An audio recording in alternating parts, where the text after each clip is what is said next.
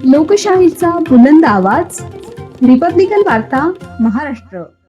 फुलंब्री नगरपंचायत येथे घरकुल मंजूर झालेल्या 94 लाभार्थ्यांना पत्रवाटप. मंजूर घरकुल लाभार्थ्यांचे प्रत्येकी 1 लाख रुपये उपलब्ध आहेत. फुलंब्री नगरपंचायत कार्यालय येथे प्रधानमंत्री आवास योजना PMAY 2.0 यांच्या मंजुरी प्राप्त अर्जदारांचा मेळावा घेण्यात आला. या मेळाव्यात 94 मंजूर घरकुल लाभार्थ्यांना मंजुरी पत्रांचे वाटप करण्यात आले.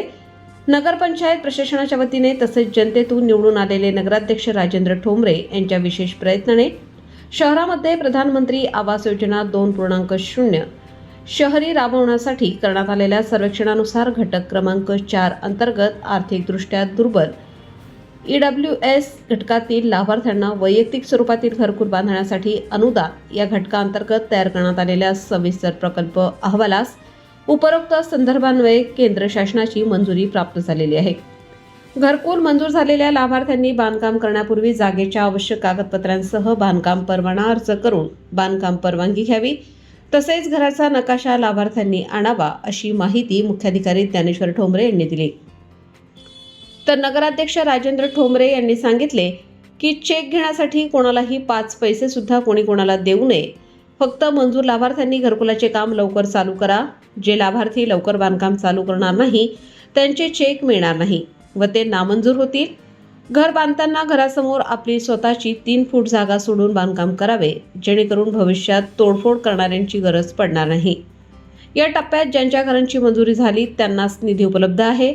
मागील घरकुल लाभार्थ्यांचा निधी सध्या उपलब्ध नाही. ते निधी आला तर ते सुद्धा लाभार्थ्यांना देण्यात येईल. तसेच शहरातील प्रत्येक गरजू कुटुंबाला स्वतःचे हक्काचे पक्के घर मिळावे हा आमचा मुख्य उद्देश आहे, असेही नगराध्यक्ष राजेंद्र ठोंबरे यांनी सांगितले. यावेळी नगराध्यक्ष राजेंद्र ठोंबरे, उपनगराध्यक्ष जवीर पठाण, मुख्याधिकारी ज्ञानेश्वर ठोंबरे, सार्वजनिक बांधकाम सभापती नगरसेविका अर्चना उमेश तुतोंडे, महिला व बालकल्याण सभापती नगरसेविका मसरत जफर चिश्ती, पाणीपुरवठा सभापती नगरसेविका राणी पवन घोडके, नियोजन व दिवाबत्ती सभापती नगरसेवक सुषमेश राजू प्रधान, अब्दुल रऊफ कुरेशी, जावेद खान, जफर चिश्ती, कार्यालयीन अध्यक्ष प्रमोद तुपे, भाऊसाहेब राऊत, सुदर्शन काथार, गजानन तावडे, गांगुर्डे, शेळके यांच्यासह अधिकारी, कर्मचारी, शहरातील नागरिक, लाभार्थी, पत्रकार मोठ्या संख्येने उपस्थित होते. म्हणून काही हप्ते थांबले, तो निधी येऊन जाईल. परंतु आता जो प्रधानमंत्री आवास योजना 2.0 मध्ये मंजूर निधी आहे तर त्याला प्रति लाभार्थी 1 लाख रुपये आपल्या नगरपंचायतच्या अकाउंटवर आलेले आहेत. तरी आपण आता बांधकाम मंजुरी पत्र घ्या, बांधकाम परवानगीला प्रस्ताव सादर करा आणि बांधकाम परवानगी घेऊन बांधकाम सुरू करा. त्यात तुमचा कुठलाही निधी वितरित करायची अडचण येणार नाही. अगोदरचा निधी काही पेंडिंग आहे केंद्र शासनाकडून यायचा, तो पण येऊन जाईल. परंतु त्यांचा आला नाही म्हणून आम्ही करू की नको असं मनात शंका ठेवू नका. तुमच्यासाठी निधी आलेला आहे आणि हा निधी अगोदरच्या लाभार्थ्यांना आपल्याला देता येत नाही नियमानुसार. त्यामुळे ती पण शंका काढा की हा निधी आधीच्या तिला आम्हाला नाही राहायचा, असं बिलकुल समज ठेवू नका मनामध्ये. आपल्यासाठी प्रति लाभार्थी 1 लाख रुपये आलेले आहेत. आपण जसं बांधकाम करतो तसं निधी वितरित होईल, त्याची अडचण येणार नाही. काय तर की आपलं घरकुल मंजूर झालेलं आहे असं आम्ही नगरपंचायत प्रशासनामार्फत आपणास कळवत आहोत. ते पत्र प्राप्त झाल्यानंतर आपण परिपूर्ण एक कुठले पण आर्किटेक्ट घेऊन त्यांच्याकडून तुमच्या घराचा प्लॅन तयार करून आणि जागा मालकीच्या डॉक्युमेंटसह तो प्लॅन मंजुरीसाठी आपलं जे प्रधानमंत्री आवास घरकुल योजनेचं जे ऑफिस आहे, जे की CLDC कल्याण शेळके आणि रचना सहाय्यक आपले सचिन मुळे साहेब इंजिनियर जे आहेत, त्यांच्याकडे आपण तो सादर करायचा आहे आणि बांधकाम परवानगी घेतल्यानंतरच आपलं घराचं बांधकाम चालू करायचंय. म्हणजे यात कुठलंही हे असं नाहीये की अगोदरच घर बांधलेलं आहे आणि तेच घर दाखवून लाभ भेटल, असं बिलकुल नाहीये. तसं कोणाचं असेल तर ते रिजेक्ट होईल. याची आपण दक्षता घ्या की आपल्याला नवीनच घरकुल बांधावं लागणार आहे बांधकाम परवानगी घेऊन. म्हणजे आज जे आपण पत्र देतो ती काय बांधकाम परवानगी नाहीये, ते आपला मंजुरीचा आदेश आहे. ठीक आहे, की आपण नगराध्यक्ष साहेबांची उपस्थित साहेबांनी सांगितलं की जे मंजूर लाभार्थी आहेत त्यांना आपण बोलून घेऊ आणि आपल्या उपस्थितीमध्ये त्यांना मंजुरी आदेश देऊ. तरी यात कुणी अशी शंका ठेवू नका की आम्हाला बांधकाम परवानगी भेटली काय. तर आपण ते प्लॅन सह सादर करायचंय आणि बांधकाम परवानगी घेऊनच आपल्या घरकुलाचं बांधकाम सुरू करायचंय. त्यानंतर आपल्याला टप्प्याटप्प्याने जे शासनाच्या नियमानुसार हप्ते आहेत ठरवून दिलेले, त्यानुसार आपल्याला त्या लाभार्थीच्या खात्यावरती अकाउंट नंबरवरती डायरेक्टली RTGS द्वारे तो लाभ जमा करण्यात येईल. ठीक.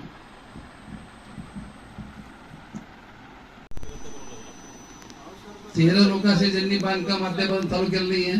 ज्यांनी चालू केलं नाही त्यांनी 2 दिवसात चालू करून रिपोर्ट जर आम्हाला नाही मिळाला तर ते घरकुल जे मंजूर होते तर ते रद्द होणार आहे. तर त्यांना पण आपण इथं बोलवलं होतं, पण त्याच्यापैकी एक जण आलेला आहे. तर या ठिकाणी आपल्याला तुम्ही पण आले, अजून कोण आहे जे आलेले त्यांनी लेखी खुलासा करा, अर्ज द्या, इथं शेळकेला भेटा आणि 2 दिवसात तुमचं काम चालू कसं होईल ते पहा, काम चालू करा. नसता मग ते 13 लोकांचं परत घरकुल जे मंजूर आहे एकतर मंजूर होत नाही, लोकांना मिळत नाही, आपल्याला मिळत, आपण काम चालू करत नाही. काही अडीअडचणी असतील, झाल्या असतील, इतके दिवस झालं, पण तू आत्ता ज्यांना मंजूर झालेले त्यांनी ताबडतोब चालू करा. जे 13 लोक आहे त्यांनी खुलासा करा, इथं लेखी पत्र द्या आणि दाखवल्यानंतर बांधकाम परमिशन घ्या, परमिशन घेतल्यानंतर काम चालू करा. बरोबर आहे. आणि ज्यांना आपण आता जे नवीन मंजूर करतो यांनी बांधकाम परमिशनसाठी पूर्ण तिथं डिझाईन तयार करून आर्किटेक्टच्या माध्यमातून ते सादर करा, बांधकाम परमिशन घ्या आणि काम चालू करा, असं आपल्या सगळ्यांना एकदा परत विनंती करतो.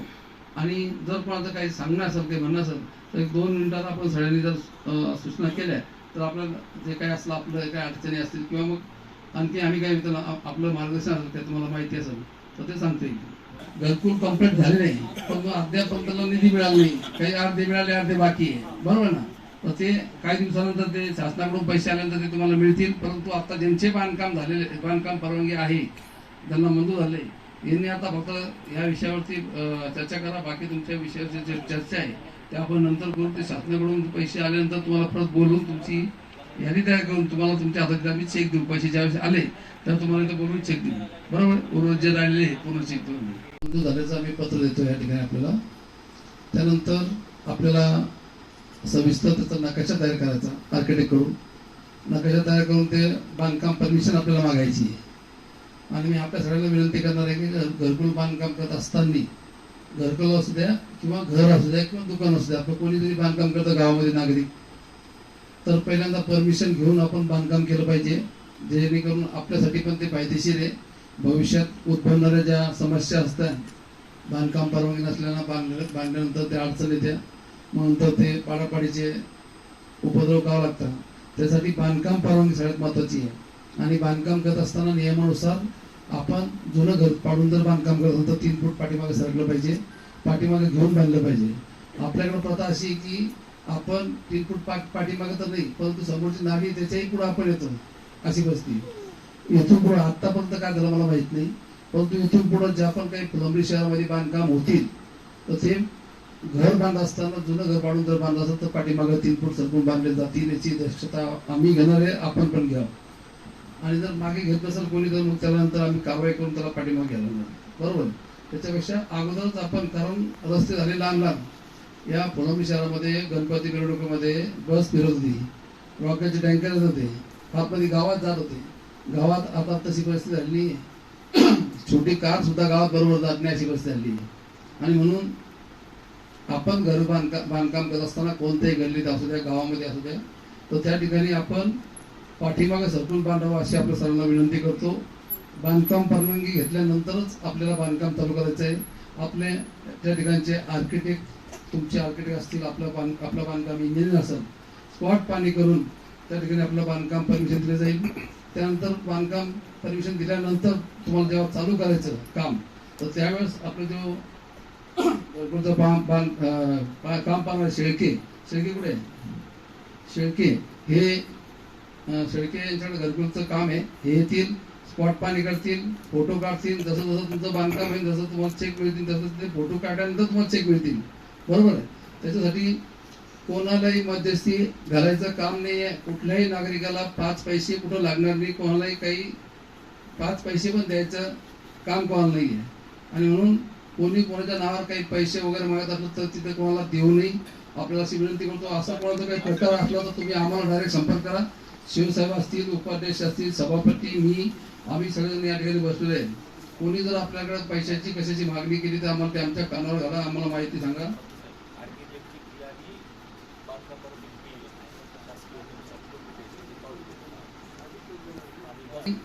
जी बांधकाम परवानगीची फी राहील तर ती नियमाप्रमाणे या ठिकाणी पावती फाडून तुम्हाला ते तिथं सविस्तर तुम्हाला ती पावती मिळेल. तिथं कुठेही काही होणार नाहीये.